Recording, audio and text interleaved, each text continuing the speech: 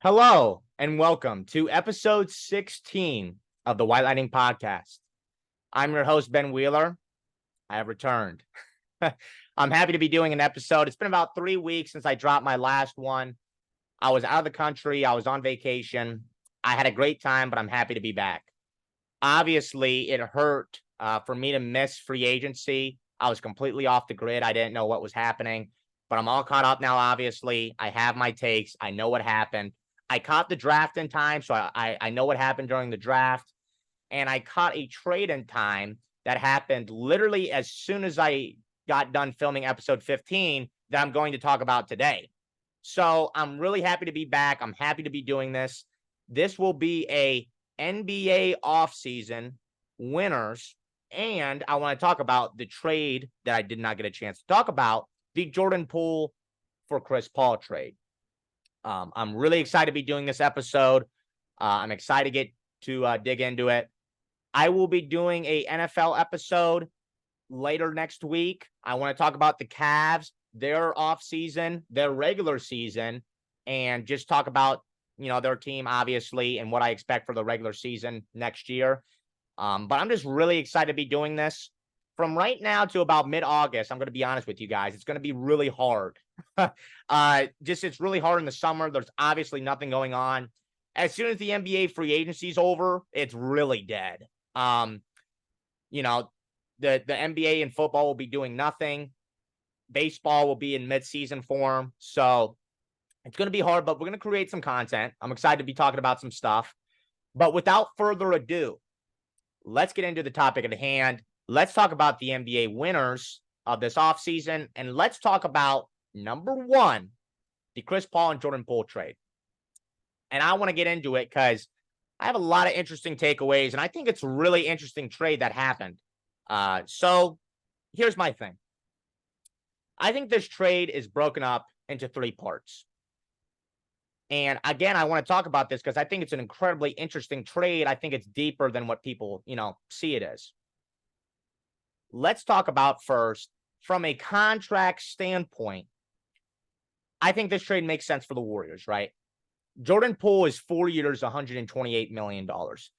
And if he continued to play next season how he did against the Kings and the Lakers, it was going to be a really bad contract. He went from, in the regular season in 2022, 2023, averaging 20 points per game and 33% from three, to eventually in the Lakers series averaging 8 points per game and 25% from three.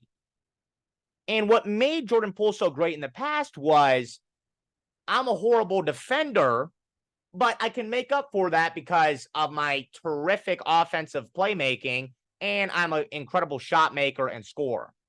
Well, now he cannot score as good as he used to for some reason, and he's a horrible defender. So that's the problem with him now. So I think from a contract standpoint, if he continued to play how he played against the Kings and the Lakers, it was going to be a really bad contract extension. But I think the ultimate reason why they traded him was something the Warriors did a couple weeks ago when they re-signed Draymond Green. The relationship between Draymond Green and Jordan Poole, I think, was completely cooked. And what ended that relationship was last October, the punch heard around the world when Draymond Green, in a training camp session, knocked out Jordan Poole. And everybody that was fans of sports and fans of basketball knew that went down. So I think after that, Jordan Poole just could not forgive Draymond, and I think that relationship was completely over. Points to back this up was, as soon as Jordan Poole was traded, he unfollowed Draymond Green on Instagram. And I know, that's our generation. Unfollowing somebody is a big deal, but I think that's him choosing to completely disassociate himself from Draymond Green on all platforms, no matter if it's in person, on social media. He doesn't want to see him. But I think another thing that was really interesting was he got asked multiple times in interviews, have you talked to Draymond since you got traded? How's your relationship with Draymond? And he just kind of gave the reporter, we're not going to talk about this right now. So I think the relationship with Draymond Green was completely over. Now, from a fit standpoint with this trade, did anybody watch the Lakers and Warriors series and think, the Warriors need a guy like Chris Paul on this team? I did not. I did not. I just think that from a fit standpoint, now getting into Chris Paul, this is weird. This is really weird.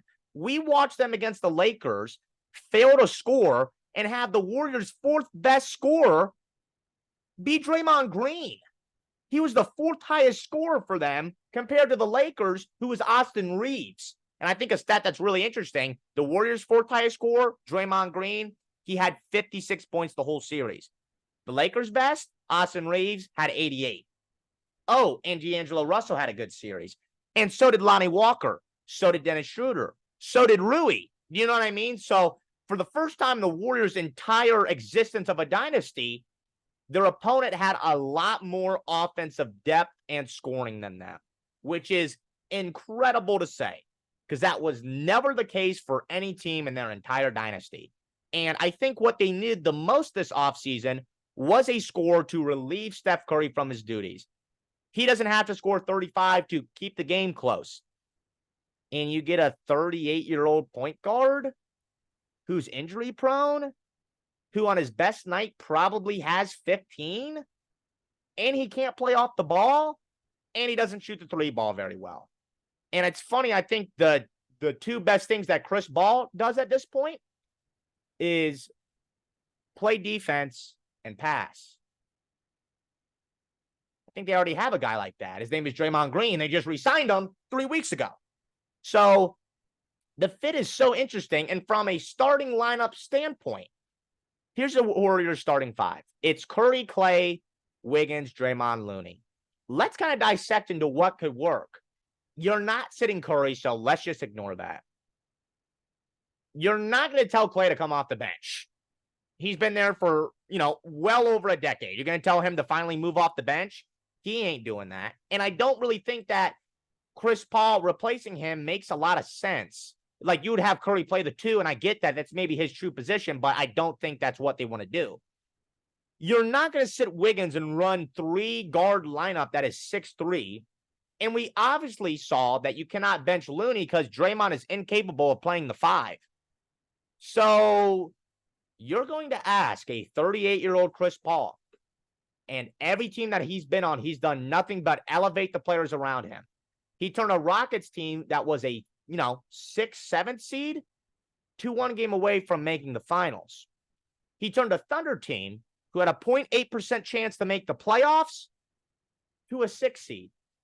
He turned the Suns, who were a lottery team at best 12th seed, to an NBA Finals team. And you're going to tell a 38-year-old Chris Paul in the twilight of his career, we're going to want you to come off the bench, play minimum minutes, and run the second unit. As much as he says in the news and the media and sit down, Chris Paul has been saying, we're going to make it work. Are you the coach? My relationship with Steph Curry is fine. I get that. But do you really think that he wants to come off the bench at this point in his career? I don't. I think he wants to find his way into the starting lineup, and I just don't think they have a role for him. So not only are you going to make him come off the bench, it's funny is you replace Jordan Poole's bench scoring with Chris Paul's bench leadership. And he's running the second unit of guys like Moses Moody, Kuminga, Dario Saric, like that. Like, that was the pivot that you were making as a team? I don't know. You replace Jordan Poole's bench scoring with a guy that's not a very good scorer at this point. But a point that I thought that I saw, this made complete sense to me, and I'm going to stand on this. Remember when Kevin Durant signed with the Brooklyn Nets in the summer of 2019? And it was a sign and trade that brought the Warriors back D'Angelo Russell. And everybody thought the same thing we're doing with Chris Paul right now. How's the fit going to work? Is D'Lo going to come off the bench? I don't think this is a good fit. You're not going to run a 3-guard lineup. Well, at the trade deadline, they traded for a guy named Andrew Wiggins, and over a year later, he was a huge part of them to help them win a finals. I think this is exactly what we could see the Warriors end up doing with Chris Paul midway through the season. I think, and I'm gonna say this, I think this is my prediction. I think we're going to see Chris Paul get traded mid-season. He's going to get packaged with maybe a young guy like Jonathan Kuminga and get another scorer, another elite scorer that the Warriors lack big time. Or maybe get a guy that's bigger than 6'9", because the Warriors' tallest players right now is Dario Saric, who's 6'9". So I think this situation is going to play out just like it did with D'Angelo Russell, where they're going to try to make it work. You had to get something for Kevin Durant / Jordan Poole, and you got a guy that you thought was going to work. Maybe you could bring him off the bench, maybe start him. The fit's weird, so you get a guy that can be a better fit. You maybe get a center. You maybe get another power forward. So I think that's what's going to happen with this. So I get it. You had to get something for Jordan Poole. That situation was crumbling. The contract was bad. But I just think, the Chris Paul thing is so weird. And I think this is Steve Kerr's one of his greatest challenges yet in figuring out what are we doing with this. So I think that was really interesting. That was a really big thing that happened. And I wonder how they're going to play this out because I think it's a story to follow. From a Wizard standpoint, nobody's going to really talk about them on the news or on social media or nothing. But I tip my cap to them. I mean, they turn 2 guys, one of which, Bradley Beal, had a no-trade clause and could pretty much pick which team he was traded to, and the Wizards were just handed scraps, and Kristaps Porzingis into 2 really good young guards with high upside in Jordan Poole and Tyus Jones, 5 first-round picks, and 7 seconds. So I think that's kind of how you do it, right? I mean, you didn't get the dynamic young player that you were expecting, maybe, but I think Jordan Poole is still worth the gamble, and I think maybe a change of scenery could be the best thing for him. So I think you salvage what was a really weird situation when Bradley Beal had his no trade clause, and you just re-signed him to a super max, damn near, and Kristaps Porzingis. So, excuse me. I think the Wizards, I think they did the best they could. And for the Warriors, I just think after you get done watching that Lakers series, I just don't think you said, we're missing a 38-year-old injury-prone point guard that can't shoot, can't stay healthy, is not reliable, and we need to run more lineups of 3 6'3" guards. I just don't think you thought that when watching the Warriors. So that's a situation to monitor. I told you what I think was going to happen about that. I think that's going to be interesting. Now, I want to talk about teams that I think moved the needle this offseason. And here's what I mean by that. I think that we could say there were a lot of winners this offseason. Like, for example, like the Indiana Pacers, right? Like they got Bruce Brown. They drafted J.C. Walker. They got Obi Toppin, but they didn't even make the playoffs. I think the best scenario for them is like a 7th seed. They don't really move the needle for me. They don't move the needle of the league and their trajectory. I'm going to give you 3 teams and one team that I thought was just a winner that I want to talk about that I think moved the needle and progressively got better. Now, I know I already talked about this team in episode 15. But I think we have to talk about the Suns being maybe the title favorites for next year. And if they're not the title favorites, they're definitely second.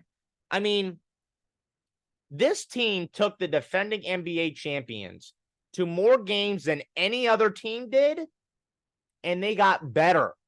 They got objectively better. I think that everybody can say from the Suns last year to this year, they got better. And they took the defending champs to 6 games. So I think that's incredibly interesting. And your 3rd best player in game 6 of an elimination game last year was a guy named Cameron Payne. Your 3rd best player now is Bradley Beal. Now, I understand that he's an old 30, right? People say that all the time about a guy that, could be young, but his injuries and just his fatigue makes him an old 30. I think that's who Bradley Beal is. He's not the same player that he used to be. He still averages 22 points per game. And you're going to ask him he doesn't have to completely take over for this team anymore. He can be the third option for them. For the first time in his career, he can take a back seat. The Suns also don't have to ask Devin Booker and Kevin Durant, hey, we need 70 points for you guys to compete. They're not going to ask them to do that anymore. They're able to kind of lean off the gas a little bit with Bradley Beal. How does Ayton look in a full year with Frank Vogel's system? I think he will probably be better. So I think the Bradley Beal trade, I know I talked about it in episode 15, but I love it. I really do. You needed another reliable scorer. You need somebody that could stay healthy. I think Bradley Beal at this point is healthier than Chris Paul. He's a better player than Chris Paul at this point in his career. He's a better scorer than Chris Paul is. He's a better shooter than Chris Paul is. And most importantly, Kevin Durant and Devin Booker don't have to have career nights every night to just give the Suns a chance anymore. And I think a couple underrated things that the Suns did as well is one player that they brought in that I thought was big was Eric Gordon. That was the best player that signed for the minimum out of the entire free agency class. He's still a very capable and very good six-man for this team. He can still shoot the three ball incredibly well. He brings you scoring off the bench. And I think that he's a guy that late in games they'll look to lean on to be, a starter for them, which I think is really important. And for them being in cap space locks because they don't have their mid-level exception because of the new CBA and because of, the trades that happened, I think they did well. They brought back Okogie. They brought back Damian Lee. Eric Gordon, again, I said, was a huge signing for them. Two guys that not a lot of people know about is Watanabe. He was for the Nets. He's a 40% three-point shooter. Keita Bates-Diop was an Ohio State player. He shot 40% from three last year. So I think the Suns' two biggest flaws last year were we need a third guy that's reliable, and our bench is awful. The Suns' bench is now average. I can say that's an average bench. And their third best player is Bradley Beal. And I think he's probably the third best player on a team out of all the teams in the NBA. Compared to the third best players, I think Bradley Beal is first. So I understand that the super teams haven't really worked, over the past couple of years. But I think this is a situation I really like. I really like Frank Vogel. I really like what they did with their bench. Bradley Beal, I think, is a huge upgrade over Chris Paul. Devin Booker is more than capable of running the point. So I think if you're going to talk about an offseason winner, that a team that moved the needle, I think you've got to start with the Phoenix Suns. So I think that's a team that I think is my title favorite right now. We'll see how, the regular season works with them. But as of right now, I really like what they did. And I think that this is a team that could dethrone the Denver Nuggets. I really do believe that. Now, a second team that I want to talk about, when I said they moved the needle, and people are going to kind of judge me about this. I think the Lakers, what they did this offseason was really impressive. So first off, LeBron announces that he's coming back, which is funny because I don't think anybody was contemplating that. But okay. They brought back Austin Reeves for 4 years, $53 million, which is going to average to about $13 million per year.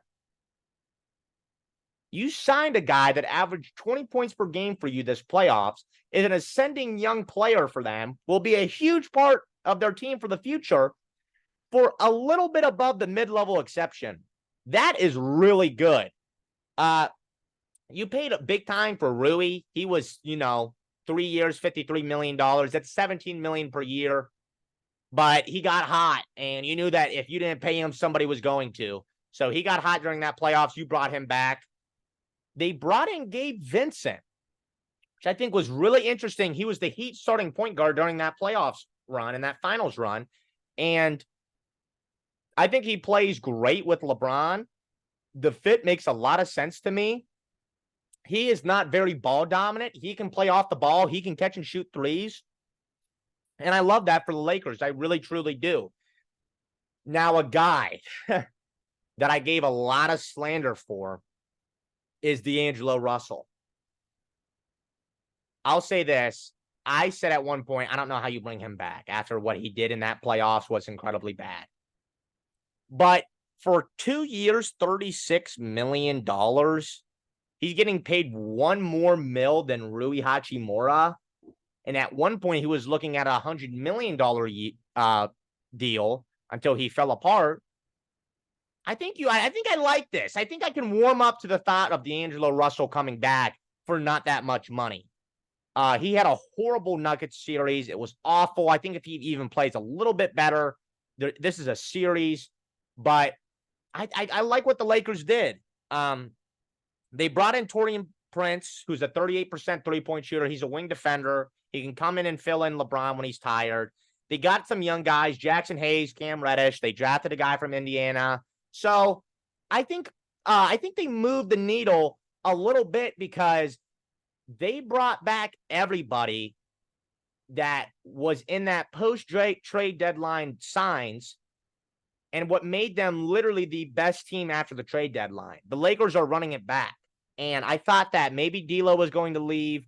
Dennis Schroeder left, but I think Gabe Vincent is just as good, if not better than him at this point. So for a team that was finishing runner-up in the Western Conference Finals, they're running it back. And they're getting a healthy Anthony Davis. They're getting a healthy LeBron going into next season and the same roster that they had, and even got a deeper bench. So I think they did a great offseason. Maybe not my definition of moving the needle, but they definitely, I think, remain as good as they were, if not a little bit better, because of their signings of Gabe Vincent. So, and bringing back Reeves and Rui, obviously. So that's a team I thought did really good, and I thought technically moved the needle. A team I want to talk about again, a team that I thought did very good this offseason, is I want to talk about the Boston Celtics. I know I already talked about Kristaps Porzingis. Something had to give. You had to move on from Marcus Smart. I get it. You had to do it. You gave that more than enough time to figure out and win a ring. It wasn't going to happen. You got a guy better than Marcus Smart and 2 first-round picks for Marcus Smart. I think they're A+ for that trade. I'll stand on that. Kristaps Porzingis is coming off his best year yet. His best year yet. He averaged 22 points per game. He was a 38% three-point shooter. He averaged 50% from the field. I think it's a great pickup for them. And they don't lack defense. They lack scoring. They asked Marcus Smart, who at this point I believe is a really good defender that thinks that he's a really good offensive player, to be their third best scorer, and it was not going to work. And they finally, and I think it's incredibly interesting, they get their best big man since Kevin Garnett. You know, the Celtics have historically had great big men.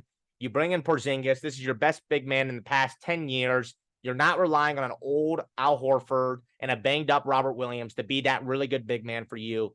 Instead, let's get probably one of the best scoring big men in basketball. Let's move on from the Marcus Smart thing. And I think you're a better team than you are yesterday. And Colin Cowherd actually said this, and I want to reference him. He made a great point. This offseason is so weird with the new CBA and just with the landscape of the league. A lot of teams, I don't think, got that much better. Every year, there's one team that just skyrockets in the offseason, just completely becomes a brand new team. I don't think we really saw that much. So in a team and in a league where everybody else is just trying to survive, the Celtics got better. And in a league where everybody's just worried about, okay, we got to re-sign our guys that we lost or are going to lose, the Celtics got better. And I think that's really important. And I think the Suns got better. So I know I talked about those teams in episode 15, but I want to talk about them again in episode 16 because I think those are two teams that got progressively better. Now, I want to end the episode with one more team that I thought got better, and not a lot of people are talking about it. And I think that from last year to this year, I think we're going to see this team make a huge jump. And that team for me is the Houston Rockets. And I want to give you my point about that. They went from a lottery team this past year. They were the 4th overall seed. I think we're going to potentially be talking about them in the playoffs. I really do believe that. First off, they drafted Amen Thompson, who I really liked. I thought he was the right pick at 4. And then in my draft preview, I said that Cam Whitmore I thought was the 5th best prospect. They got him too because he fell 20 spots for some reason. I heard there was injury concerns, but he's playing in the summer league and looking pretty good. So you get 2 top 5 prospects, and you now have a young core, which looks like Jalen Green, Jabari Smith, Sengun, Amen Thompson, Whitmore, KBJ. That's a top 5 young core in basketball, undisputed. I think I'll stand on that. Let's talk about another move that they did in free agency. They brought in Fred VanVleet, and it was a really big contract. Some will consider it an overpay. But if that's what it takes to lure somebody to your team, that's what it's going to have to take. And he's not a bad player. He's a top 10 point guard in basketball. And this was a Rockets team that was sloppy, turned over the ball, had horrible offensive possessions. You're now getting a veteran. You're now getting an all-star. You're now getting a guy that can lead that group, have better offensive possessions, and can fill out that roster for a point guard. I don't like the Dylan Brooks signing. I think it was a gross overpay. I don't know his fit with that team. I'm interested to see how that works. But a thing that I think was really what capitalized this team's offseason was them bringing in Ime Udoka. We're talking about a guy in his first year as the Boston Celtics head coach, took them to the finals, something they could not do under Brad Stevens for 8 years. And I think it's fair to say that Ime is probably a top 5 head coach in basketball. I think he's a top 5 coach. I think the only guys that you can maybe say that are better than him are Steve Kerr, Greg Popovich, Michael Malone, and then I don't know. I mean, really, I think we're talking about Ime being a top 5 coach in basketball. Steve Kerr, Greg Popovich, Michael Malone, I'll give you all that. But the Celtics coach isn't better. The Bucks have a rookie head coach. Darwin Ham's not better. Mike Brown is not better. So we're talking about a top 5 coach in basketball taking over one of the best young cores in basketball. You get an all-star point guard this offseason in Fred VanVleet. And I think we're going to talk about this team going from a 14th seed lottery team to a team that I think makes the play-in and I think gets a series in the playoffs. I really do believe that. I think they can be an 8th seed or a 7th seed this year, which, in talking about moving the needle from a team standpoint, the Rockets did that. So I think that's it. This is a short episode. I'm really happy I took time to do this. Those were my 4 big winners of the offseason. I was really excited to talk about the Jordan Poole and Chris Paul trade because that was something really interesting, and I'm really happy I did that, and I'm very happy I did it. So, without further ado, this was episode 16 of the White Lightning Podcast. I'm your host, Ben Wheeler. I will see you soon. Thank you very much.